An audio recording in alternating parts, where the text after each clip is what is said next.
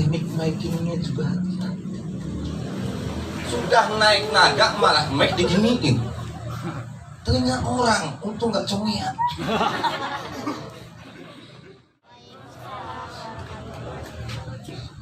Tepuk tangan untuk semua peserta. Terima kasih untuk panitia untuk inisiasi lomba yang luar biasa ini. Nah, adik-adik bisa melihat kakak-kakak baca puisi, kakak-kakak bisa melihat adik-adik baca puisi. Itu luar biasa. Sekali lagi tepuk tangan untuk segenap panitia. Terima kasih juga untuk MC-nya yang luar biasa. MC ini mantan saya.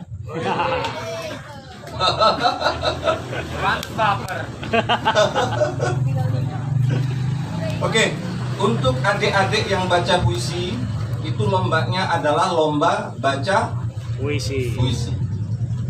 Untuk yang tingkat dewasa, lombanya adalah karya dan baca, cipta dan baca puisi. Betul, memang tidak semua pembaca puisi yang baik dapat menciptakan puisi yang baik.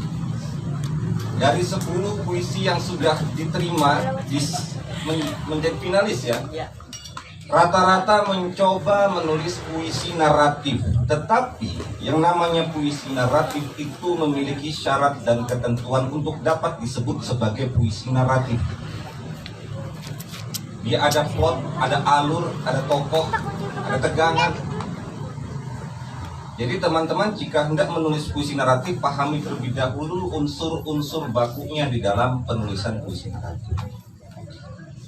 Adapun hal-hal lain adalah seperti kita melihat sebuah gelas di meja. Kalau kita melihat gelas di meja, lalu kita diminta untuk menyebutkan apa yang kita lihat, kita akan menyebutkan apa. Misalkan ada gelas kosong di meja. Teman-teman diminta untuk melihat gelas itu. Kemudian saya bertanya, apa yang teman-teman lihat? Maka teman-teman akan mengatakan, gelas kosong di atas meja. Itulah cara pandang orang umum, bukan cara pandang seorang penyair. Kalau cara pandang seorang penyair bisa menjadi kekosongan di dalam gelas, gelas di dalam kekosongan, atau banyak sekali kemungkinan sudut pandang. Karena seorang penulis setidaknya dapat memberikan tawaran terhadap sebuah dunia. Itulah mengapa Chairil Anwar mengatakan puisi yang menjadi adalah sebuah dunia yang utuh. Keutuhan dalam sebuah karya sastra menjadi sebuah pertaruhan yang penting. Sebuah karya sastra seperti karyanya Om Nidu yang terakhir ini, Do, aku promosiin Do. Jualan. Om Nidu menciptakan novel Burung Kayu. Saya belum sempat membuat videonya Do, insya Allah aku buatin. Itu sebuah dunia yang utuh. Kalau pengen tahu seperti apa dunia yang utuh itu, silakan hubungi Om Nidu, mumpung ada silakan dibeli. Kecaprak. 20% Do.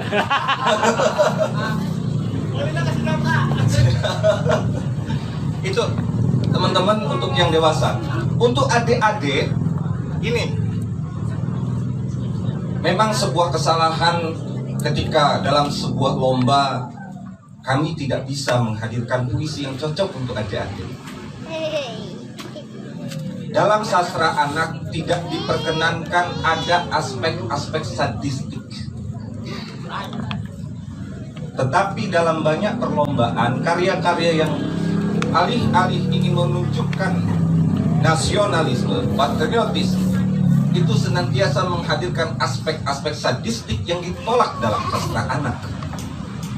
Oleh sebab itu kemudian saya sering menerima pertanyaan, Kang Rois, Ada mama. kenapa yang menang itu yang baca puisinya kayak anak-anak? Pertanyaan saya balikin, mana puisi anak-anak yang dibaca? Ibarat kita ingin mendengar seorang anak bernyanyi lagu Agnes Monica tapi kayak anak-anak. Tidak mungkin. Konten lagunya sudah tidak memungkinkan untuk melakukan itu. Saat aku mencari, saat aku gak masuk, ia merangkak di atas bumi yang dicintai. Tidak senyaka telah ia lepaskan teror ke dalam musuh. Tepat.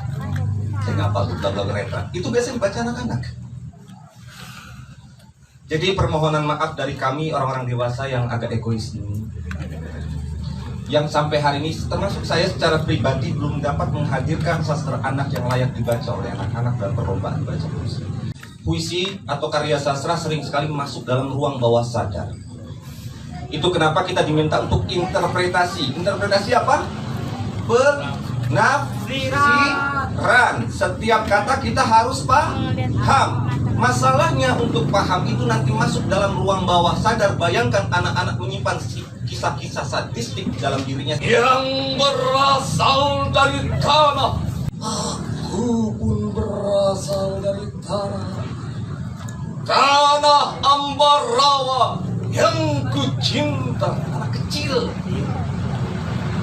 Itu catatan untuk kita semua, untuk adik-adik. Nah, untuk yang dewasa, saya sudah menyiapkan beberapa catatan. Sering sekali kita lupa bahwa vokal kita punya karakter. Kesalahan memilih puisi akan berakibat fatal pada cara kita membaca puisi. Selain itu, kesalahan memahami cara kita menyesuaikan dengan puisi akan bermasalah terhadap pembacaan puisi. Bingung ya? Contoh, kalau Derai-Derai Cemara karya Hairil saya tafsirkan dengan saya punya nafas pendek, katakan begitu. Nafas saya pendek, nggak bisa panjang, nggak bisa tinggi, rentang nafasnya pendek. Saya akan baca gini. Derai Cemara, Cemara menderai sampai jauh, merasa hari akan jadi ada dahan di tingkat bawah. Quran pendek nafas saya. Katakan saya pengen agak dramatik, dibuat seperti pola mantra. Derai-derai cemara,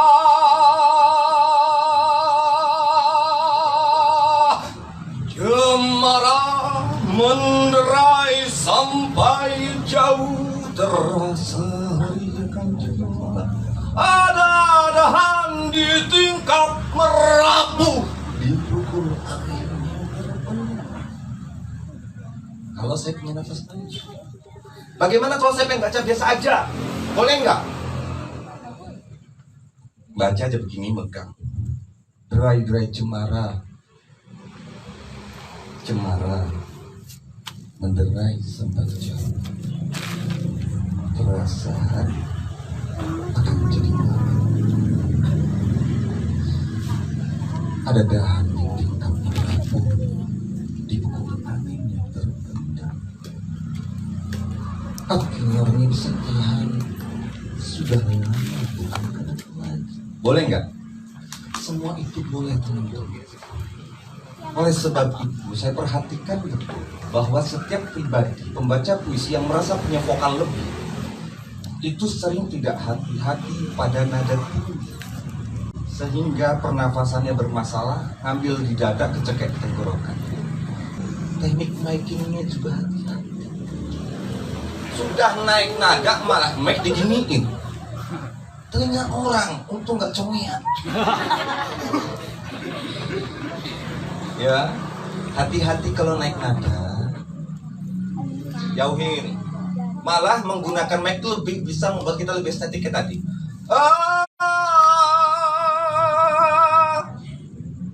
Itu kayak apa yang namanya itu? Stasono atau apa lupa saya. Itu ada istilahnya. Terus beberapa saya perhatikan ada pembaca puisi yang sudah bagus banget. Nada rendahnya enak banget. Merdeka, aku melihat bangsa dan segitu nadanya tuh. Enak banget dengan tune yang dia memang jangkauan nadanya segitu. Tiba-tiba dia come on. Tidak semua pembacaan puisi butuh diteriakkan. Katakan Wes Rendra yang puisinya kataknya tinggi terus. Ya, Sajak Sebatang Lisong tahu nggak? Rendra baca puisinya, sajak sebatang lisong. Segitu ya nadanya, saya nggak kuat. Menghisap sebatang lisong, mendengar. Saya harus tahu diri, saya bass. Tidak mungkin bisa ngambil nada Rendra. Sajak sebatang lisong, menghisap sebatang lisong, mendengar Indonesia Raya, melihat mendengar bla bla bla gitu ya. Itu saja dari saya, karena saya tahu akan ditembak baca puisi. Tadi saya sudah beberapa baca puisi. Tentu tidak memungkinkan, saya sudah bekerja sejak jam 1 sampai jam segini masih disuruh baca puisi. Ini penting catatan juga untuk adik-adik, untuk teman-teman. Tahu perangkat vokal paling penting apa? Yuk, siapa yang tahu? Kalau benar jawabnya saya kasih buku nggak ya? Dapat hadiah. Siapa yang bisa jawab perangkat vokal yang paling penting apa? Yuk, angkat tangan dapat kaos. Adik-adik, ada? Ayo, siapa yang tahu? Hadiah. Udah, aku jawab sendiri. Kita sering berpikir bahwa perangkat vokal paling penting adalah pita suara, tetapi sebetulnya perangkat vokal paling penting adalah kesehatan tubuh kita, stamina tubuh kita. Sebagus-bagusnya kita punya vokal, kalau kayak Japra tadi lagi pilek itu soal. Ya, Japra ya. Mun lagi gering mahese. Jadi setiap kita mau tampil pastikan kita fit. Tadi beberapa saya perhatikan ada yang kurang sehat, maka vokalnya jadi kurang maksimum. Vokal saya malam ini adalah vokal yang sudah terporsir. Beberapa tadi sedang fit, dan ini kelihatan banget mana yang fit, mana yang tidak. Jadi hati-hati teman-teman, itu saja dari saya. Semoga teman-teman siapapun yang menang, itu bukan soal, yang penting hari ini kita bergembira. Apa jargonnya?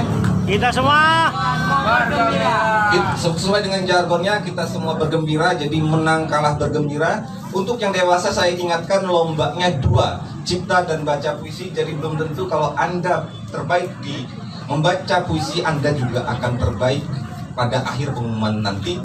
Karena penilaiannya ada 2 aspek. Untuk adik-adik, selamat karena sudah tampil, itu keren.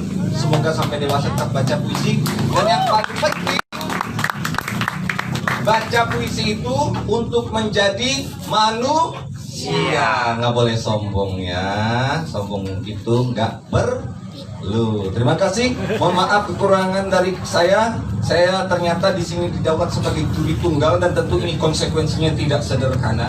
Tetapi siapapun yang menang hari ini, katakanlah versinya event hari ini, semoga Anda berbahagia. Wassalamualaikum warahmatullahi wabarakatuh.